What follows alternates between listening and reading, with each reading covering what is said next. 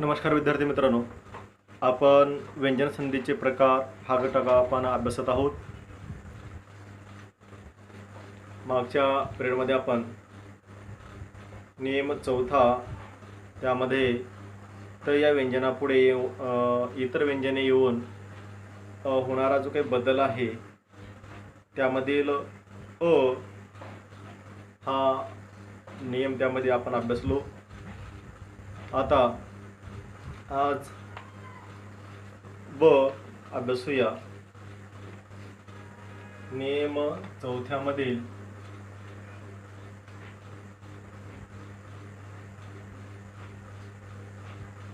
नियम चौथा यामधील ब असणारा नियम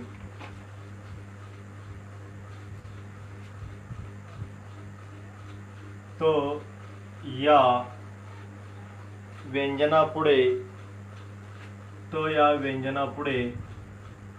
ल हे व्यंजन आल्यास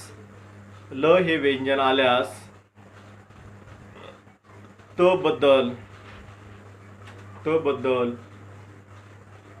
ल होतो.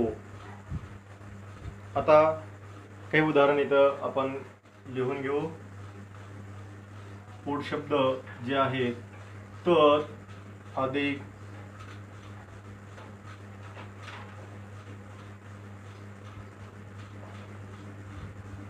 लेन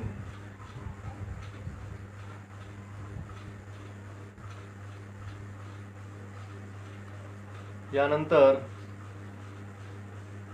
ऊत अधिक लंघन, ऊत अधिक लंघन,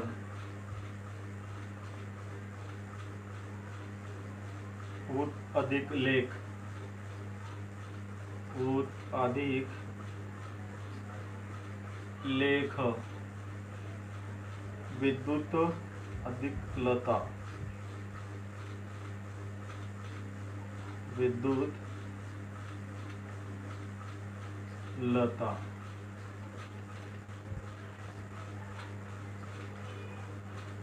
आता नियम काय म्हणतोय ते पाहूया. त या व्यंजनापुढे ल हे व्यंजन आल्यास त बद्दल ल होतो. पहा आता यामध्ये पहिल्या जो काही वर्ण आहे इथं पहिल्या शब्दामधला जो असणारा शेवटचा तो इथं त आहे, आपण त लिहिलं इथं. त्यानंतर पुढे आहे ल. मग त या व्यंजनापुढे जर ल आलं असेल तर त बद्दल ही लच होतं. म्हणून त बद्दल इथं हे त आहे तर त बद्दल आपल्याला इथं ल घ्यावं लागेल आणि पुढील ही ल आणि ल अशा प्रकारचा हा शब्द इथं तयार होईल. म्हणजेच तल्लीन.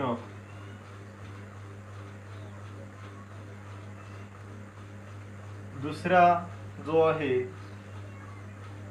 इथे सुद्धा हा तो इथे येईल.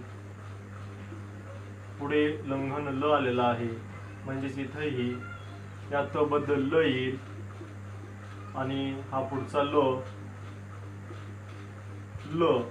अशा प्रकारचा इथं संधी होऊन बनलेला वर्ण निर्माण होईल.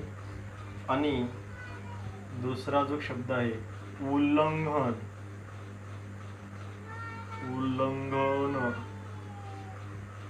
असे शब्द या ठिकाणी जोड शब्द तयार होतील. बाकीचे याच नियमानुसार ते तुम्ही स्वतः लिहावयाचे आहेत. यानंतरचा नियम बघूया.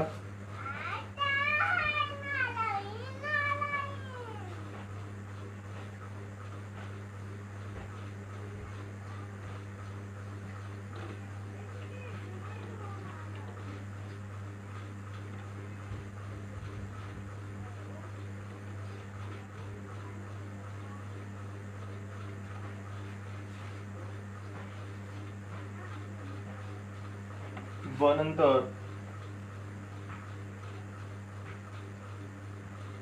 क त या व्यंजनापुढे च किंवा छ छ हे व्यंजन आल्यास त बद्दल च होतो. त या व्यंजनापुढे च किंवा छ जर आलं तर त बद्दल च हा निर्माण होतो. तर त बद्दल च हा व्यंजन इथून येतो आणि संधी होते. आता उदाहरणामध्ये सत अधिक चरित्र, सत चित्त, तत् चित्त, तत् चित्त आणि तत् छत्र,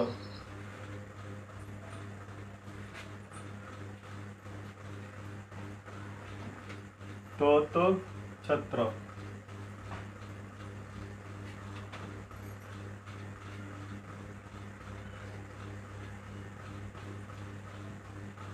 उत अधिक छेद.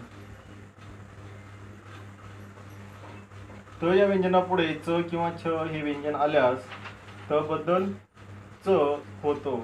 आता या ठिकाणी त हे व्यंजन आलेलं आहे आणि यापुढे च आलेला आहे.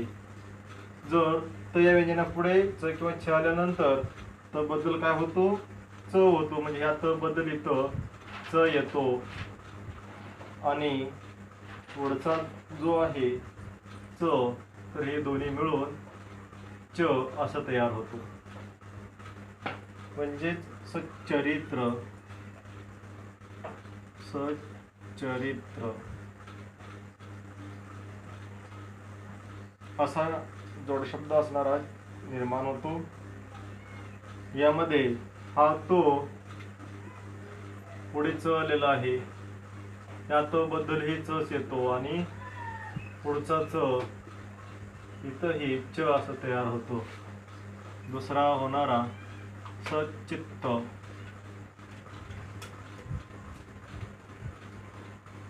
अशा प्रकारचा जोडशब्द तयार होतो.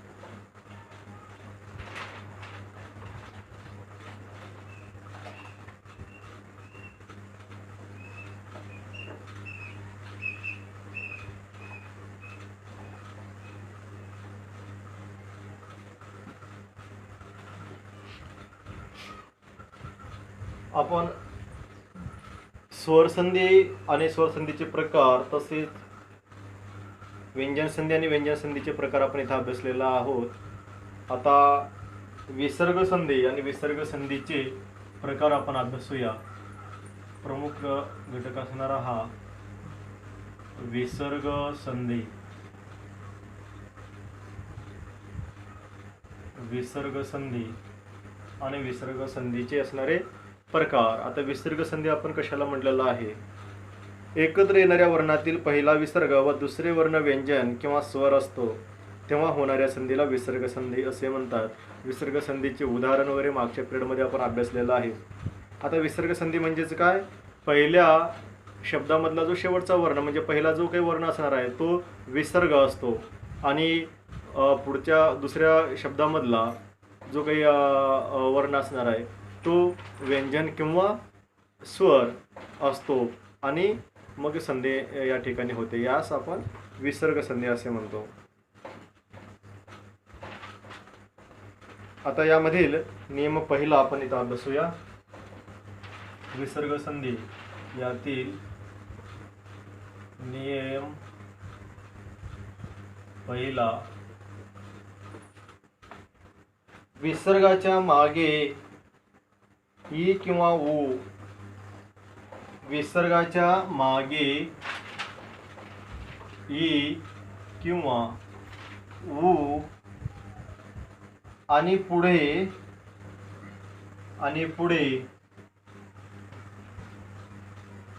क हो प हे वर्ण आले तर विसर्गाचा श होतो. हे जर वर्ण आले तर विसर्गाचा इथं श होतो आणि संधी होते. यामध्ये आता नी अधिक कपट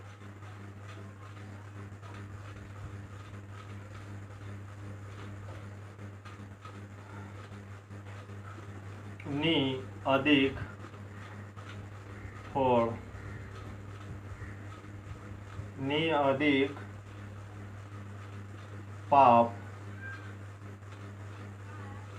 नी अधिक कारण दो अधिक काळ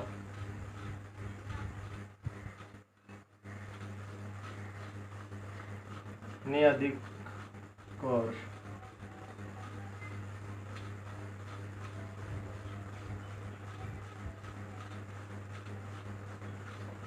आता नियम काय सांगितलेले पहा. विसर्गाच्या मागे ई किंवा ऊ आणि पुढे क प फ हे वर्ण आले तर विसर्गाचा श होतो. आता यामध्ये या नी मध्ये न अधिक ई आणि अधिक विसर्ग असा या नी या शब्दाचा विग्रह होतो किंवा फोड होते. तर यामध्ये आता आपल्याला या विसर्गाच्या मागे ई किंवा ऊ असं म्हटलेलं आहे. म्हणजेच या ठिकाणी या वर्णामध्ये ई इथं मिसळलेला आहे आणि नंतर विसर्ग आहे. तर अशा वेळेस जर पुढे क प फ हे वर्ण आले तर विसर्गाचा या ठिकाणी श होतो असं या ठिकाणी म्हणण्यात आलेलं आहे. आता जवळ येणारे जे काही व्यंजन आहेत आता इथं हा येणारा विसर्ग इथं येणारा विसर्ग त्यानंतर पुढे क आहे म्हणजे इथं विसर्गाचा काय होतो श होतो असं म्हटलेलं आहे. म्हणून इथं श असं आणि पुढे येणारा हा क आणि म्हणून इथं निष्कपट असा शब्द इथं तयार होईल. यामध्ये सुद्धा हा विसर्ग इथं आलेला आहे आणि पुढचं वर्ण आहे फ. तर विसर्गासाठी काय होईल तर श येईल आणि हे पुढे असणारा हो म्हणजेच शब्द तयार होतो निष्फळ. अशा प्रकारे हे विसर्ग संधीमधील जो काही पहिला नियम आहे अशा प्रकारचा आहे. बाकीचे असणारे सुद्धा याच नियमानुसार आपल्याला सोडवावयाचे आहे. यानंतर विसर्ग संधीचा जो प्रकार आहे तो इथे अभ्यासूया.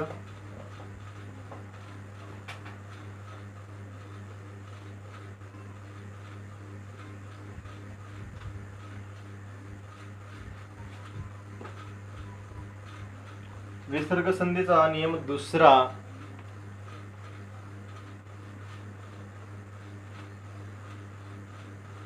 विसर्ग र संधी सुद्धा असं म्हणलं जातं. विसर्ग र संधी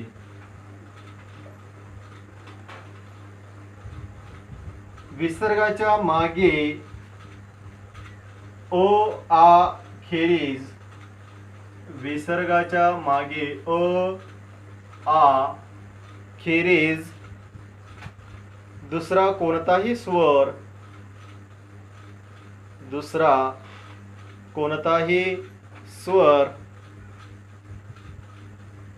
आणि आणि पुढे मृदू वर्ण आल्यास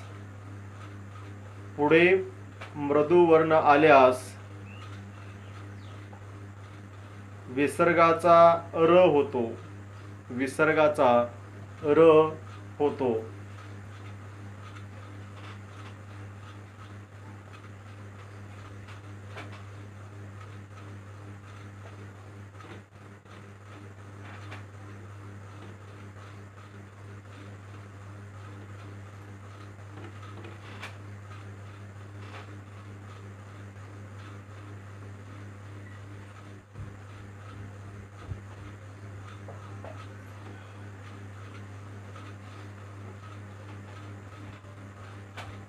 काही उदाहरण आपण इथं लिहून घेऊया. नी अधिक इच्छा.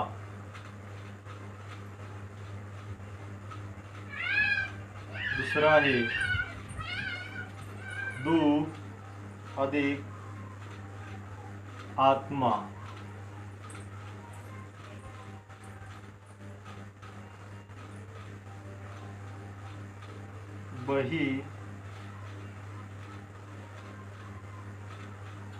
बही अधिक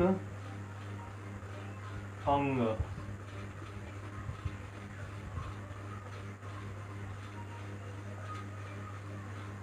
दू अधिक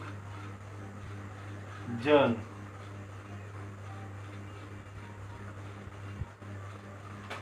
नी अधिक अंतर.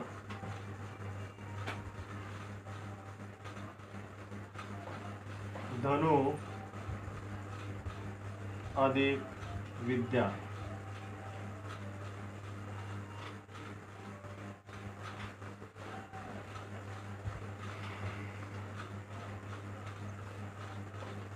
व्याख्या पहा.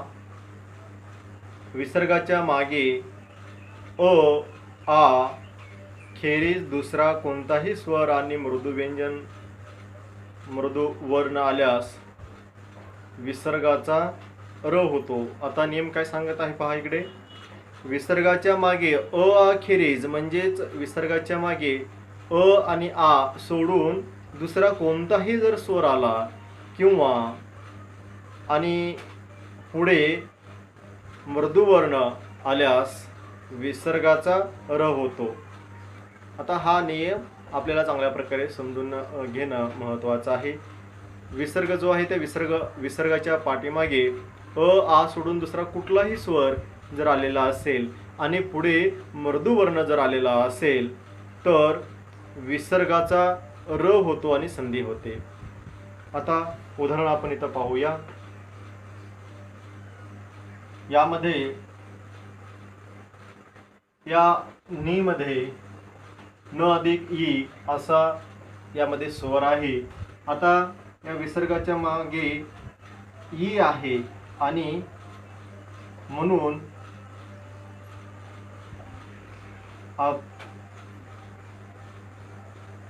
विसर्ग म्हणजेच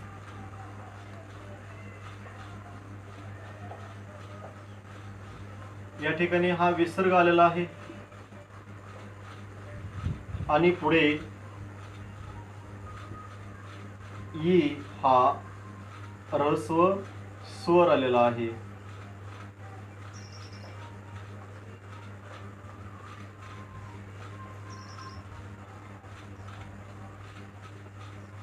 त्यानंतर हा जो विसर्ग आहे, आता या ठिकाणी ह्या विसर्गाचा पाठीमागे इथं ई आलेला आहे, स्वर हा ई आहे आणि पुढे इथं जो ऱ्हस्व हा ई सुद्धा इथं आलेला आहे.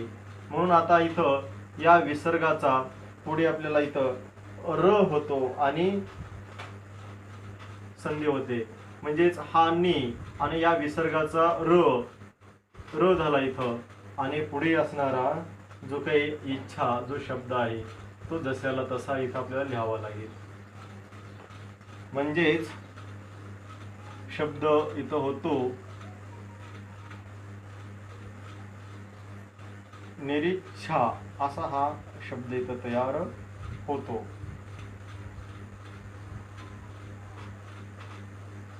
निरीच्छा.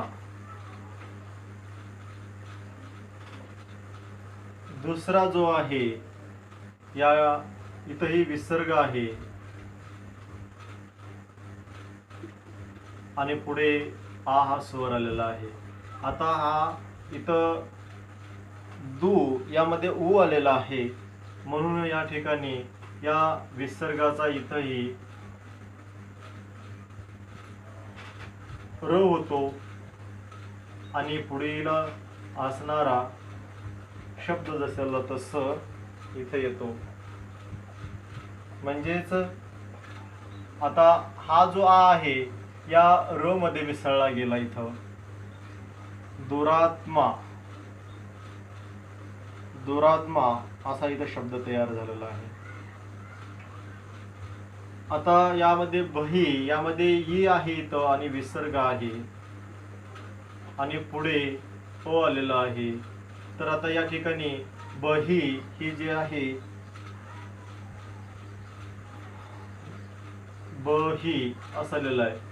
म्हणजे हा बही आणि या विसर्गाचा र होतो आणि पुढील जशाला तसा शब्द राहतो. म्हणजेच आता इथं शब्द तयार होत असताना आपण बही हा इथं घेतलो आपण आणि जो र आहे तो र मध्ये स्वरात हा अ स्वर त्या र मध्ये मिसळला जातो. बही आपण इथे लिहिलो, हा र पण आपण इथे लिहिला गेला आणि हा अ या र मध्ये मिसळला गेला आणि तो अ वरील अनुस्वार ही र वर येईल आणि हा ग जसाला तसे इथं राहील. म्हणजेच जोड शब्द तयार झालेला आहे बहिरंग. अशा प्रकारे इथं लक्षात आलेलं असेल तर बही यामध्ये इथं दीर्घ ई आहे, विसर्गाच्या मागे दीर्घ ई आहे आणि पुढे स्वर आलेला आहे. आता इथं विसर्ग आणि पुढचा जो काही स्वर आहे, तर या विसर्गाचा इथं र झालेला आहे आणि पुढे असणारा जो काही अ आहे तो जशाला तसा आपण इथे लिहून घेतलेला आहे. आणि तो इथं जोड शब्द होत असताना मात्र तो हा अ जो काही स्वर आहे तो या र मध्ये मिसळतो आणि त्यावरील अनुस्वार हे र वर येतो आणि इथं बहिरंग अशा प्रकारचा इथं जोड शब्द तयार होतो. यास आपण विसर्ग र संधी असं म्हणलं जातं. यानंतरचा विसर्ग संधीचा प्रकार आहे जो तिसरा नियम. या ठिकाणी पाहूया.